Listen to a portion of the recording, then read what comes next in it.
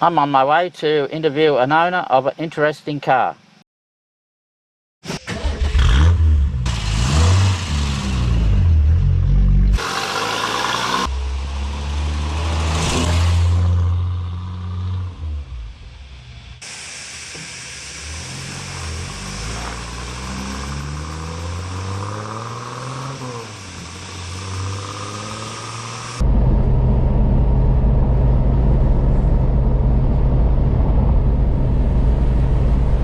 I'm on my way to have a chat with some owners of some interesting cars.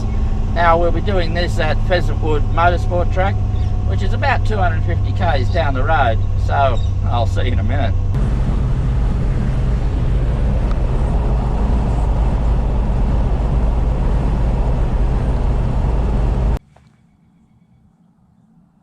I'm here talking to Rees about this wonderful looking Riley. Now tell me, how long have you owned this? Well, it's a derivation of a car I bought in 1970. That was a Riley Special. It's originally a 9 horsepower saloon, I think it was. 9 horsepower? Yeah, 9 horsepower, 1100cc 4-cylinder. It was built into a sports car, in other words, taking the body off and putting an aluminium sports body on it in an upstairs flat at Bondi in 1950. Then sort of descended to the earth and was used, and it was raced at Mount Druitt, because he used to have a race circuit at Mount Druitt. And then it was sort of sold, and the 6-cylinder engine was put in 1960. That's also coincidentally 1933 Riley 6-cylinder, but it was the 4-cylinder engine with 2 extra pistons. But there's nothing really interchangeable except the pistons and the valves. Right. Everything else on the engine is different.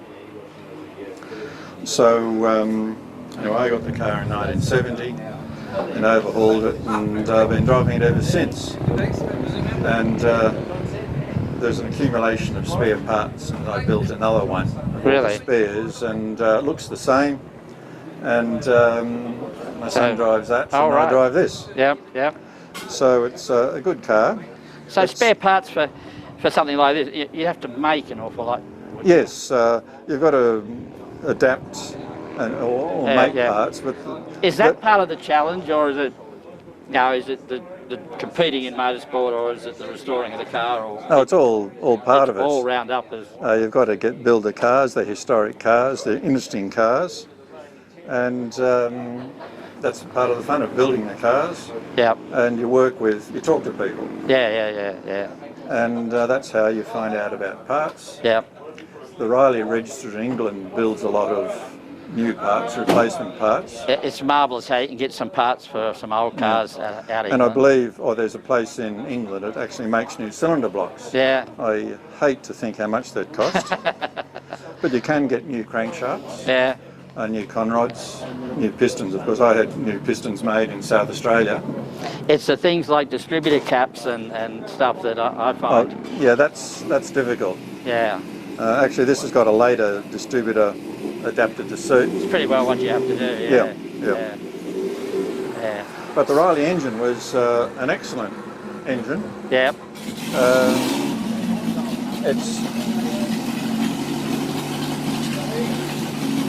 Now, what year was this? 1933. Well, now that doesn't look like 1933 to me. And this is the same. That looks like 1960s Ford Escort or something. Well, it's the same principle as the Riley 9, the 4-cylinder predecessor, which Riley built in about 1924, I think it was. It's a twin underhead camshaft. Short push rods, 90-degree into hemispherical combustion chamber with 90-degree opposed valves and central spark plug. An excellent little engine. Right. And it's simple.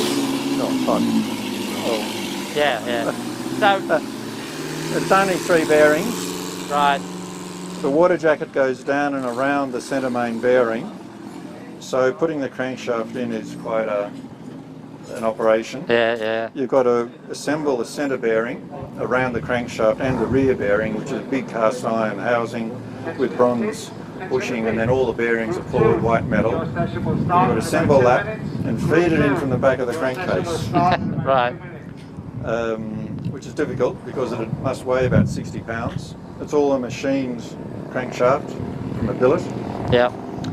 And so once it's in, then it takes some time to assemble the engine, but it's a good little engine. So driving something like this, having, everyday drive, you drive a Hyundai or something awful during the time.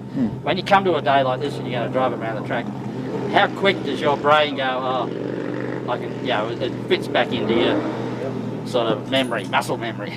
Well, I've been running this Riley since, 50 odd years now.